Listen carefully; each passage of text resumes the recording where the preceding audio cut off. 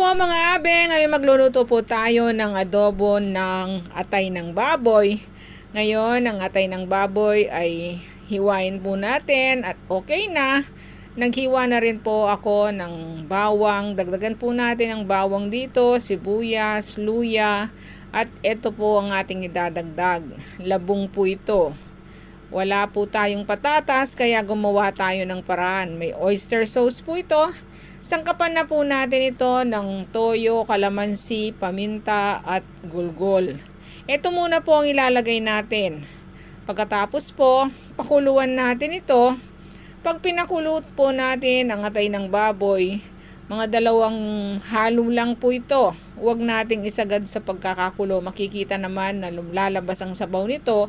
At naglagay din po ako ng siling manghang dito para malalong masarap. Pag okay na to, igisa na natin ang ating bawang at luya.